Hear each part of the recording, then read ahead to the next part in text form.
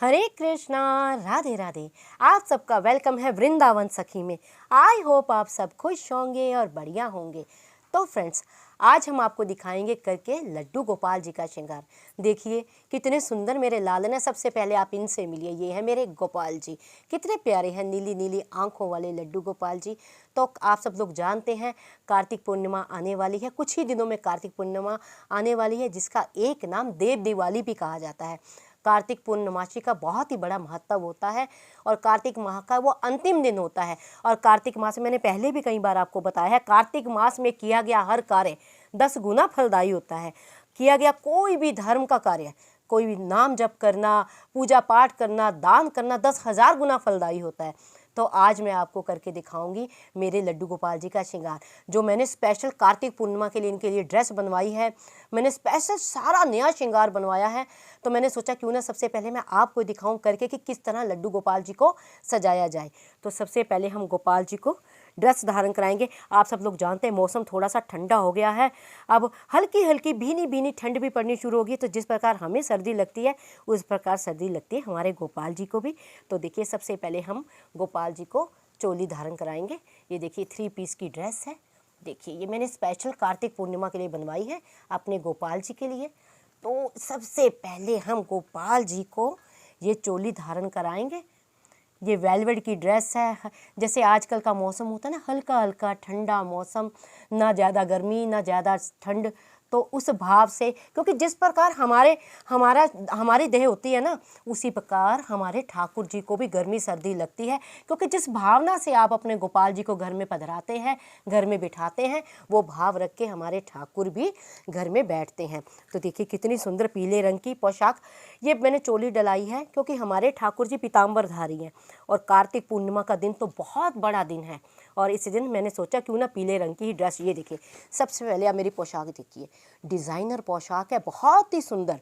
अभी मैं आपको डाल के दिखाऊंगी दोनों साइड से। आप देखिए इधर से अलग डिज़ाइन है, उधर से अलग डिज़ाइन है। देखिए कितनी सुंदर डिज़ाइनर पोशाक है। तो पहले मैं गोपाल जी को धारण करवाती हूँ, फिर मैं आपको दिखाती हूँ कि क्या स्टाइल है। देखो पोशाक कई तरीके से डलवाई जाती है, आगे से भी आप डलवा सकते हैं, पीछे से भी डलवा सकते हैं। तो मैं आज पीछे से डलवा के दिखाऊंगी पोशाक आपको। और देखना कितना प्यारा इसका फ्लेयर आएगा, कितना सुंदर इसका ये पोशाक 3 पीस पोशाक है। इसकी सबसे बढ़िया बात ये होती है धारण करानी बहुत सरल होती है। ये आसानी से डल जाती है ठाकुर जी को। बस थोड़ा सा ठाकुर जी को उठाना पड़ेगा। और ठाकुर जी हमारे थोड़े से खाए पिए हैं, मतलब थोड़े से हेल्दी हैं।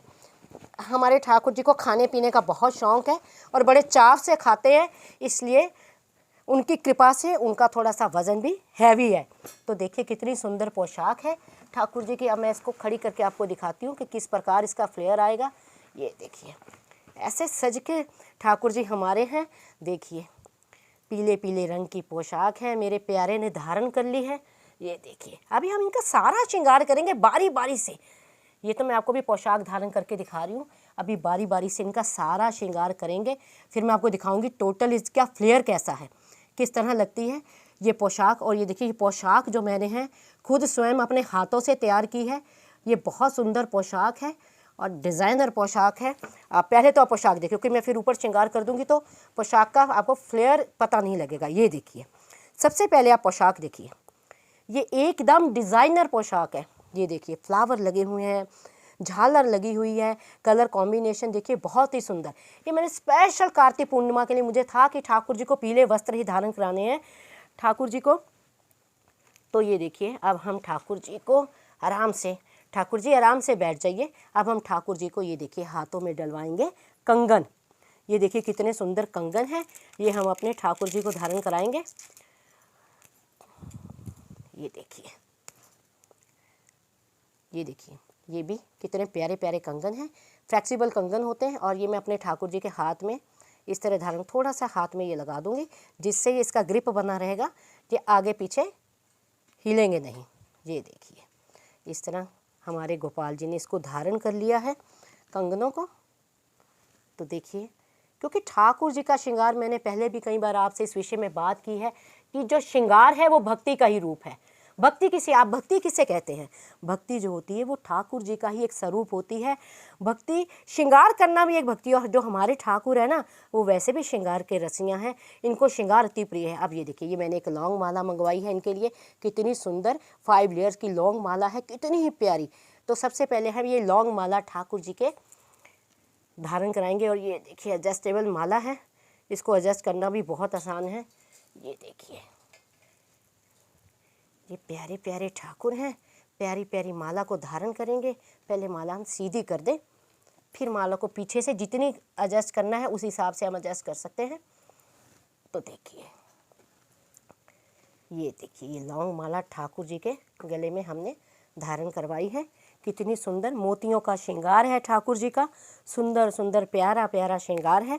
और एक मैं ऐसे इनके गले में चोकर माला डालूंगी। ये देखिए, ये चोकर माला है, ये चोकर माला डालूंगी इस प्रकार ठाकुर जी के गले में। और ये माला भी एडजस्टेबल है, लेकिन मैं इसके नीचे थोड़ी सी गम लगा दूंगी कि एक जगह पे ये रुकी रहे।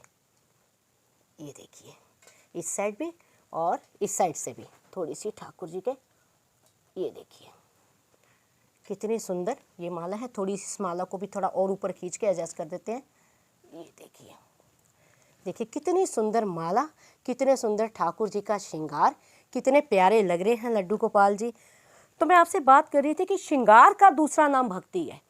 भक्ति का ये नहीं है कि ठीक है आप नाम जप कीजिए, सब कीजिए, करना चाहिए तो करना ही चाहिए, लेकिन जब आप ठाकुर जी का श्रृंगार करते हैं वो भी भक्ति का दूसरा स्वरूप है। ये देखिए कितनी सुंदर पाग बनवाई है मैंने ठाकुर जी के लिए।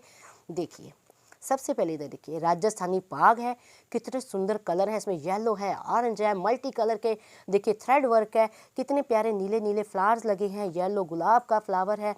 इस साइड देखेंगे तो हर तरफ से इसको आप यूँ कह सकते हैं इस्कॉन की पग है, ये इस्कॉन की पाग है। ये बहुत ही सुंदर, ये मैंने स्पेशल अपने डिज़ाइन दे के अपना खुद बनवाई है, बहुत ही प्यारी पाग है। आप इसको किसी साइड से भी देखेंगे तो बहुत सुंदर लगेगी। अब सबसे बड़ी बात है इसके पीछे वेलक्रो है, जितनी मर्जी टाइट करो, जितनी मर्जी खुली करो, हर साइज़, इनसे बड़े साइज़ के भी गोपाल जी को ये बड़े आराम से आ जाएगी। ये देखिए, हा, कितना सुंदर स्वरूप हमारे ठाकुर जी का लग रहा है ना, एकदम सुंदर, इतने प्यारे ठाकुर जी। इनको तो देख के एकदम मन में इतना भाव आ रहा है, इस तरह भाव उमड़ रहा है प्यारे को देख के, कितना सुंदर श्रृंगार है ठाकुर जी का। तो देखो, मैं यही बात आपसे कर रही थी, जब आप ठाकुर जी का श्रृंगार करते हैं, जब आप बड़े भाव से ठाकुर जी को सजाते हैं और जब आपके ठाकुर जी सुंदर लगते हैं तो क्या होता है, आप बार बार ठाकुर जी को निहारते हैं, आप बार बार ठाकुर जी को देखते हैं। आप जितनी बार ठाकुर जी को देखते हैं, ठाकुर जी की अलाए लेते हैं, ठाकुर जी की बलाएँ लेते हैं, ठाकुर जी को बार बार निहारते हैं, तो वो भक्ति का ही स्वरूप है जो भक्ति रानी है। अगर आपने भागवत पढ़ी हो तो भागवत में भक्ति जी के बारे में कहा गया है, जो भक्ति रानी है उसका स्वरूप है, भक्ति कभी स्थिर नहीं रहती। भक्ति का स्वरूप है वो भक्ति नाचती है, भक्ति गाती है, भक्ति का रूप ही यही है। भक्ति अपने प्रियतम अपने ठाकुर को सजा हुआ देखना चाहती है, भक्ति अपने ठाकुर के लिए तरह तरह के भोग बनाती है। तो भक्ति का दूसरा नाम श्रृंगार है। तो अगर जितना आप अपने ठाकुर जी का श्रृंगार करेंगे, अब देखो लग रहे हैं ना पूर्णिमा के चांद, देखने में लग रहा है जैसे मानो साक्षात चंद्रमा धरती पे उतर आया हो। तो ये भक्त के भाव होते हैं। आप जितना अपने ठाकुर को सजाएंगे, जितना ठाकुर को रिझाएंगे, आप खुद ही देखेंगे ना बार बार, उतना आपके अंदर भक्ति नाचेगी, भक्ति गाएगी। आप एकदम उमदम हो जाएंगे, नाचेंगे, डूब जाएंगे ठाकुर के रूप में, उसके रूप के गोते खाएंगे, उसके रूप के प्रेम के सागर में डूब जाएंगे। ये भाव होते हैं भक्त के। इसलिए ठाकुर जी का जितना करना हो श्रृंगार कीजिए। और ठाकुर जी को मैं आपको एक बात, सरल बात बताऊं, ठाकुर जी को पाने के केवल और केवल 3 ही रास्ते हैं, चौथा कोई रास्ता नहीं है। ठाकुर जी का श्रृंगार कीजिए जितना कर सके, ठाकुर जी के लिए भोग बनाइए जितने बना सके, क्योंकि ठाकुर जी हमारे भोग के भी रसियाँ हैं। और तीसरा, ठाकुर जी के लिए गाइए जितना गा सकते हैं, ठाकुर जी के लिए नाचिए जितना नाच सकते हैं।